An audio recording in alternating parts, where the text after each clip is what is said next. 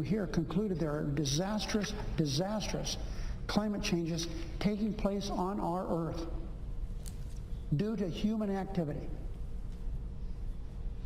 While the Koch brothers admit to not being experts on the matter, these billionaire oil tycoons are certainly experts at contributing to climate change. That's what they do very well. They are one of the main causes of this. Not a cause, one of the main causes.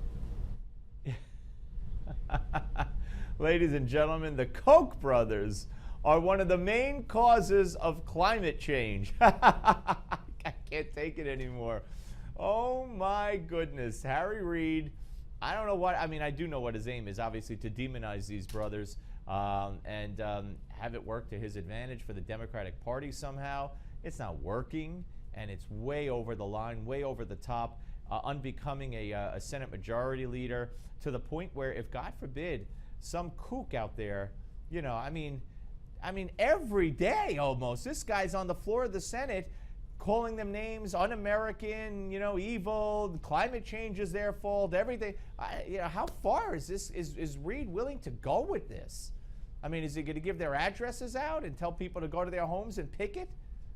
I don't know where it stops with him, but we'll talk about that with Joe Bastardi a little bit later when we start discussing the so-called climate change. Was Joe Bastardi one of the forecasters invited to the White House by Barack Obama to try to tell them what to say about this alleged climate change nonsense? Well, we'll get to the bottom of that. Now, there's a report out, and it faults the Obama administration on the persecution of Christians. Gee, I'm shocked. How many times have I talked about this on this show over and over and over, about the persecution of Christians, the fact that our State Department says nothing, the fact that our White House says nothing, our president says nothing, devout Christian, our president, but he says nothing when Christians are slaughtered all over the world. In this particular case, it talks about Christians being under siege in the Middle East, not by Jews, by the way. Jews aren't killing Christians in the Middle East. That apartheid state of Israel, John Kerry, they're not killing Christians. And the Obama administration is not doing enough to stop religious persecution by its allies, according to a new report from the United States Commission on International Religious Freedom. They faulted the usual suspects: Saudi Arabia, Pakistan, North Korea, Iran, and they say the number of Christians in the Middle East has plunged to just 10% of the overall population, from more than 25% in 2011. That's quite a drop in 3 years. Quite a drop. And, you know, it's incumbent upon the United States of America to speak out, at the very least speak out, if not impose economic sanctions, when Christians or any religion are unceremoniously and systematically killed by members of another religion in these countries. But we don't even say anything anymore. All right, folks, I'm sure that'll come up over and over and over again. I promise you that. Joining us now, though, for the first time, I'm happy to say, is Michael Tomasky. You know him. He's author and editor-in-chief of Democracy, special correspondent for Newsweek and the Daily Beast, and MSNBC regular. Hello, sir. Hey there. How you doing? Good, good. I want to play a soundbite of you. I think this was with Chris Matthews yesterday. Let's all watch this. And I admit, this is a get out the vote effort by me. I think people should vote. I think people should especially vote if they think they've got something at stake. Either side, that should be true. But this side, I think it's the progressives who got something to worry about. Sure. I've looked at these numbers. Yeah. They're not good. So what is going to be happening? What's the bad at the end of this tunnel if they lose the Senate? If the Republicans control the Senate as well as the House, Chris, as you well know, that means that they control the Senate calendar. Mitch McConnell, assuming he wins re-election, it's a close race. He could lose, and the Republicans could still get control. But somebody else will run it. Republicans run the Senate. They run the calendar. They say what gets to the floor, what doesn't get to the floor. They say what the committees have hearing on, don't have hearings on. The House has majority control, the Senate Judiciary Committee. Exactly.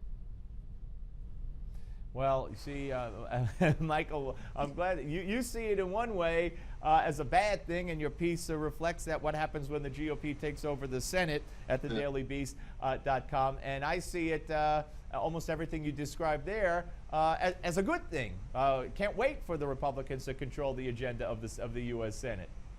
Well, sure you do, and that's the different strokes for different folks. That's what makes the world go round. But Matthews is, and I think he's right that the Democrats, as November approaches, the Democrats ought to use this.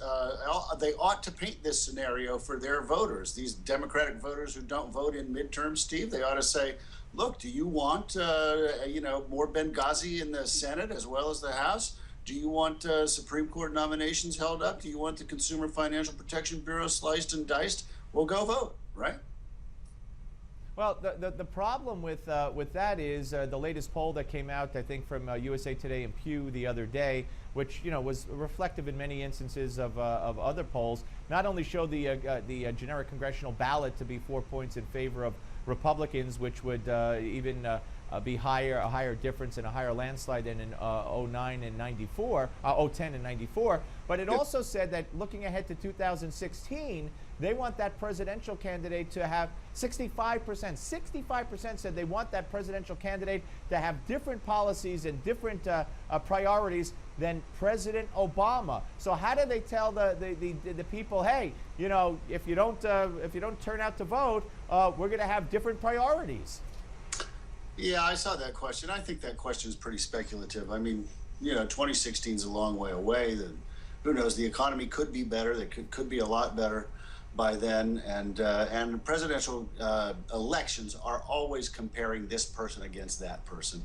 And people choose the person they're more comfortable with and they feel more like seeing on their television screens for the next 4 years. So I think that's a little bit speculative. But as far as November goes, sure, that's a frightening number for Democrats. There's just no question about that. And I think it is really closely tied to Obama's popularity, lack of popularity. And I think if he can't get his own personal number up above, up into at least the high 40s, let's say, by election time, then I think, you'll be smiling and I'll be frowning. Well, why is it that he's so unpopular amongst now youngsters? They have no energy. If you look at the Harvard poll that came out, youngsters aren't planning on voting, in November. Independents, independents, and maybe this is the telling one, by 25% or more, 30%, would, everything being equal, would vote for the candidate who's opposed to Obamacare. I mean, is that the killer here? I really don't think Obamacare is the killer. I really don't. I think it's probably more bad than good at this point, but I don't think it's the main thing. I think the economy is the main thing. When I saw this poll last month, do you think we're still in a recession? And 56% said yes. We haven't been, according to the economists, we haven't been in an official recession in 5 or 6 years. But when 56% of the people say yes, that's your problem. I mean, it's hard to get anywhere else on that. Now, I think as far as, I would add a second point, as far as the young people, the Democratic core constituencies, I think a lot of those folks really, really were disillusioned by the NSA stories and the surveillance stuff. And I think that put a lot of people off, who are younger people, people in those kinds of groups who were big Obama supporters. So I think his erosion, his drop from 48 to 42 or 41 or whatever it is partly economy and partly those people just peeling off and saying, I'm tired of this.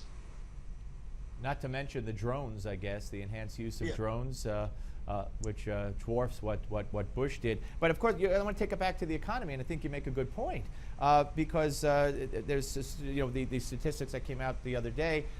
By now, they're broken down into every kind of category you can imagine. And labor participation rate for 25 to 29-year-olds is at a record low. And since 2007, we have 8 million more people of working age, which is 16 to 65, but we have 500,000 fewer people working. So, you're right. I mean, it's not good. Yeah, it's a pretty bad situation, and I think people think that a president ought to be able to do more about it. Now, you and I are definitely going to disagree on what I'm about to say here. Why hasn't? Well, do you think his policies? I don't blame him. I blame the Republicans. They have obstructed. How so? I think the Republicans have almost intentionally done things to keep the economy from improving. Everybody in their right mind knows, for example, that public investment would help pump up the economy. That's not a controversial point. So this infrastructure thing would help. It would get money moving into the economy. It would get people on payrolls. It would get people building things. There's just no question that that's true. So it's a no-brainer to do it. Why not do it? But because Michael, the first time we did it, not only did it not yield much results at all, but how much of that money went to overseas companies, to build companies and cars overseas and other products overseas? And how many thousands of dollars was spent to build one sign here and one sign there? It didn't work the first time. It was full of pork and it wasn't well run. This is a different thing. This is not a stimulus bill. The stimulus bill did have some pork. It had some other stuff in it that the Hill Democrats loaded down. But this is construction. This is infrastructure.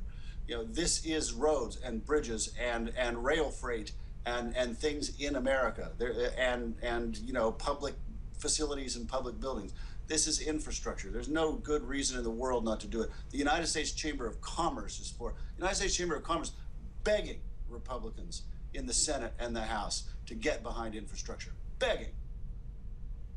And so you don't think it's 5 years of the same restrictive policies, Obamacare, regulation, making people who are successful into evil things? You don't think that his policies have anything to do with the state of the economy?